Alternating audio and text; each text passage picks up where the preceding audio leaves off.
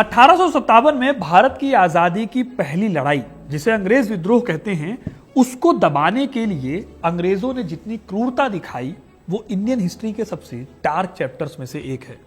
अंग्रेजों ने इस विद्रोह पर काबू करने के बाद हैवानियत की सारी हदें पार कर दी। सोचकर देखिए, 27 सितंबर 1857 को दिल्ली पर कब्जा करते ही इन्होंने सिर्फ एक मोहल्ले के 1400 लोगों को मार दिया था।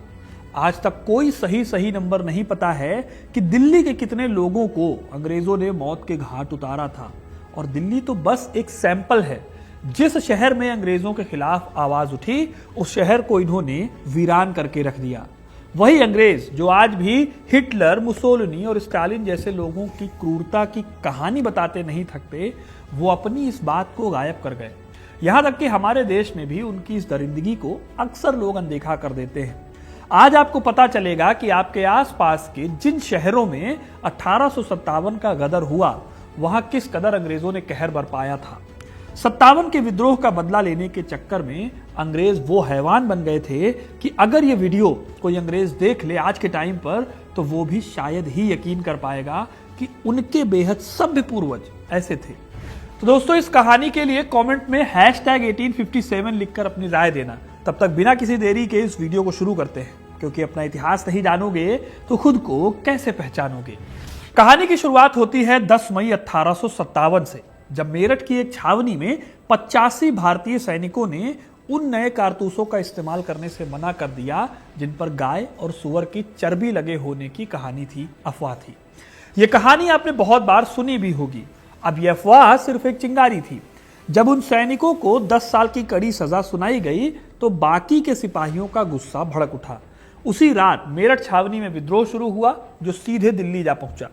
यमुना के पुल को पार करते ही विद्रोही सैनिक सीधे लाल किले पहुंचे और उन्होंने 80 साल के बूढ़े और लाचार मुगल सम्राट बहादुर शाह जफर को अपना लीडर घोषित कर दिया। बहादुर शाह जफर बस नाम के बादशाह थे, क्योंकि वो खुद अंग्रेजों से पेंशन लेकर लाल किले में रहते थे।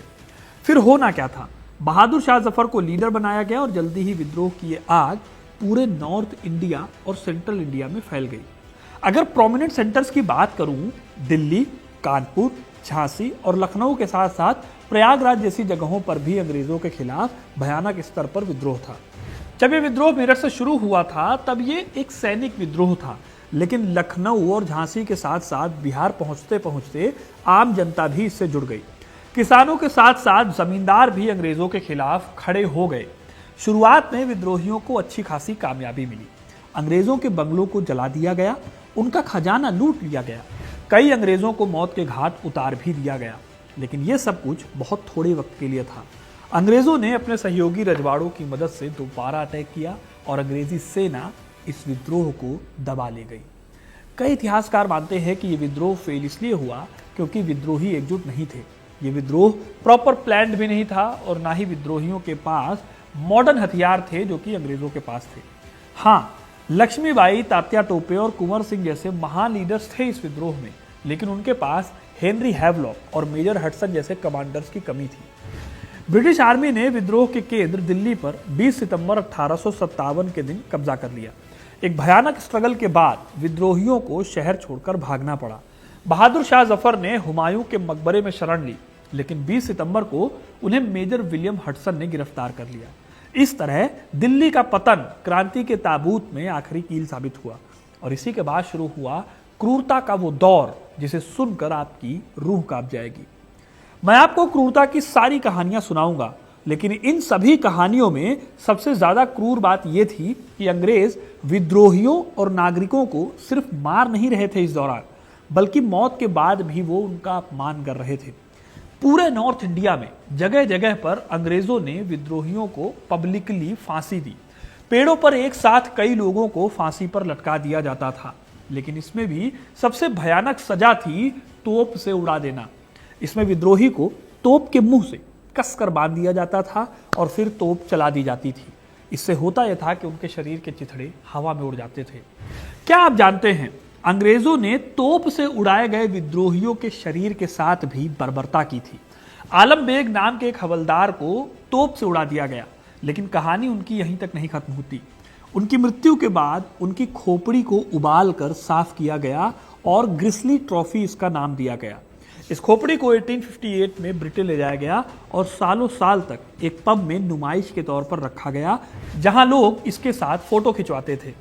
अब ये हैवानियत की वो हद थी जिसमें एक शख्स को मरने के बाद भी इस तरह से अपमानित किया गया।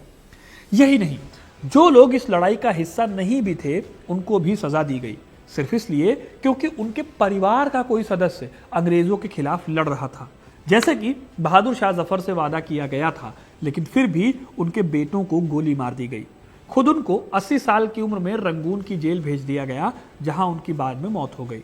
उनके जनाजे में सिर्फ उनके 2 बेटे और एक नौकर शामिल थे।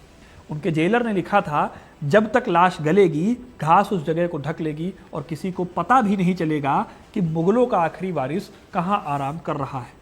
अब अगर मैं आपको शुरू से बताऊं तो दिल्ली पर कब्जे के बाद अंग्रेजों का गुस्सा 7वें आसमान पर था।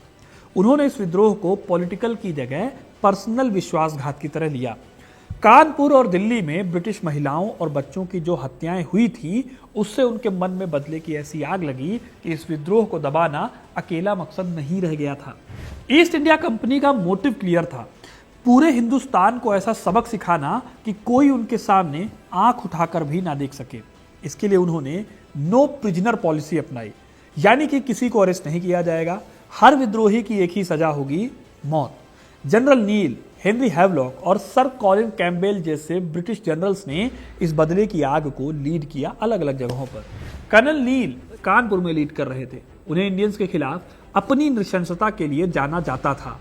उन्होंने अपने एक लेटर में लिखा था, मेरा उद्देश्य एक विद्रोही, कायरतापूर्ण और बर्बर कृत्य के लिए एक भयानक सजा देना और इन विद्रोहियों में आतंक पैदा करना है। नील के ये शब्द केवल धमकी नहीं थे, बल्कि एक प्रॉपरली प्लान्ड स्ट्रेटजी का हिस्सा थे, जिसमें मोटिव था कि इंडियंस के कॉन्फिडेंस को पूरी तरह से तोड़ दिया जाए।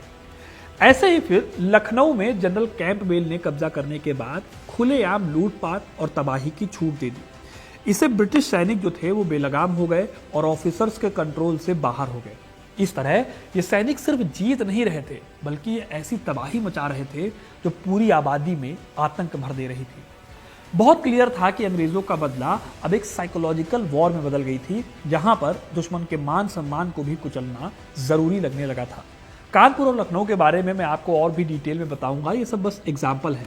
अभी मैं आपको एक एक करके सभी इंपॉर्टेंट सेंटर्स के बारे में बताऊंगा और सबसे पहले बात करेंगे राजधानी दिल्ली की। 20 सितंबर को कब्जे के बाद इंसानियत दिल्ली में कुछ दिनों के लिए मर गई थी। ब्रिटिश सेना ने सितंबर में शहर पर कब्जा करने के बाद कत्लेआम का आदेश दिया। शहर को बेरहमी से लूटा गया और हजारों बेगुनाह लोगों को मौत के घाट उतार दिया गया। कई छोटे बड़े घरों को जलाकर राख कर दिया गया और सड़कें लाशों से पट गई। इस भयानक मंजर को उस दौर के महान शायर मिर्जा गालिब ने अपनी आंखों से देखा था और अपनी फारसी डायरी दस्तंबू में इसे लिखा भी था। उन्होंने लिखा था, जमीन पर एक मुट्ठी धूल भी ना बच पाई थी जो फूल जैसे बदन रखने वालों के खून से सन न गई हो। गालिब के लिए दिल्ली अब बिना राजा का शहर, बिना मालिक का नौकर और बिना मालिक के बाग में बदल चुकी थी। स्वप्ना लिड्डल अपनी किताब चांदनी चौक में लिखती हैं कि शहर में रहने वाले इतने लोगों को अंग्रेजों ने मार दिया कि लाशें चांदनी चौक में पड़े पड़े सड़ने लगी थी। इस सड़न से जो बदबू फैली उससे यहाँ पर हैजा फैल गया, जिससे कई लोगों ने शहर को ही छोड़ दिया। लेकिन इसके अलावा क्या आप जानते हैं कि अंग्रेजों ने दिल्ली के लोगों को भी शहर से बाहर खदेड़ दिया था। जो लोग इस शहर में रुकना चाहते थे उनसे हर महीने 2 आने का टैक्स वसूला जाता था। अगर कोई ये रकम नहीं भी दे पाता था तो उसे शहर से बाहर निकाल दिया जाता था। लेकिन सब क्रूरताओं से बढ़कर एक घटना ने ब्रिटिश प्रतिरोध की क्रूरता की सारी हदें पार कर दी। जब मेजर विलियम हडसन ने बहादुर शाह जफर को गिरफ्तार किया तो हडसन ने जफर के बेटों मिर्जा मुगल, मिर्जा खिद्र सुल्तान और उनके पोते मिर्जा अबू बकर को गिरफ्तार किया और दिल्ली के खूनी दरवाजे के पास गोली मार दी। क्रूरता की हद को पार करते हुए उसने तीनों शहजादों की नग्न लाशों को चांदनी चौक के चौराहे पर डाल दिया। इतिहासकारों के पास कोई एक्यूरेट जानकारी नहीं है कि 1857 में अंग्रेजों ने दिल्ली में कितने लोगों की हत्या की, लेकिन करीब 500 लोगों को दिल्ली पर कब्जा करने के शुरुआती दिनों में एलिमिनेट किया गया। इस दौरान 1500 लोगों का ट्रायल बचा था और ये नंबर टाइम के साथ बढ़ता जा रहा था। स्वप्ना बताती हैं कि बहुत सारे ऐसे लोग थे जिन्हें कोल्ड ब्लडेड तरीके से गोली मार दी गई, उनके खिलाफ केस भी नहीं चला। 1857 खत्म होते होते और भी सैकड़ों लोगों को विद्रोह भड़काने के आरोप में फांसी पर लटका दिया गया या फिर उन्हें गोली मार दी गई। विद्रोह के दोषी पाए गए लोगों की बड़ी मात्रा में संपत्ति जब्त कर ली गई। इसका एक हिस्सा उन लोगों को गिफ्ट में दिया गया जिन्होंने विद्रोह के दौरान अंग्रेजों की वफादारी की। इसका एक बड़ा हिस्सा कुछ अमीर व्यापारियों के हाथ में भी चला गया जिनके पास सस्ती कीमत पर संपत्ति खरीदने के लिए अच्छा खासा कैश था। दोस्तों, दिल्ली के बाद अंग्रेजों का सबसे ज्यादा खूनी बदला लिया गया कानपुर में। कानपुर में विद्रोह के लीडर नाना साहब और उनके सेनापति तात्या टोपे थे। 27 जून 1857 को सती चौरा घाट पर दोनों के बीच में एक समझौता हुआ। इसके तहत अंग्रेज महिलाओं, बच्चों और सैनिकों को सेफली नाव में बैठाकर इलाहाबाद ले जाना था। लेकिन जैसे ही नावें चलने लगी, अचानक गोलीबारी शुरू हो गई। इससे नाव में सवार सैकड़ों अंग्रेज मारे गए।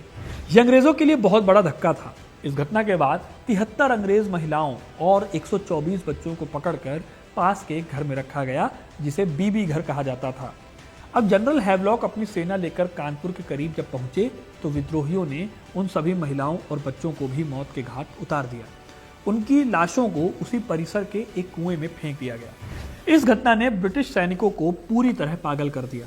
जनरल नील ने 17 जुलाई 1857 को कानपुर पर कब्जा किया और क्रूरता का एक नया चैप्टर शुरू किया। वो बीबी घर के फर्श पर जमा खून भारतीयों से साफ करवाता था और जो लोग मना करते थे उन्हें कोड़े मारकर फांसी पर लटका दिया जाता था। कर्नल नील का यह बदला सिर्फ मौत नहीं बल्कि अपमान और साइकोलॉजिकल टॉर्चर देने के लिए किया जाता था। कानपुर के नाना राव पार्क के पास मौजूद एक पुराने बरगद के पेड़ पर 133 लोगों को फांसी पर चढ़ा दिया गया। ये लोग सिर्फ और सिर्फ पब्लिक थी, आम जनता थी, जिन्हें बिना किसी सबूत के सिर्फ नाना साहब का साथी होने का आरोप लगाकर फांसी दी गई। लेकिन यह बदला अभी भी खत्म नहीं हुआ था। आप ये जानकर हैरान रह जाएंगे कि अंग्रेजों ने कानपुर के इस नरसंहार का बदला पंजाब तक जाकर लिया था।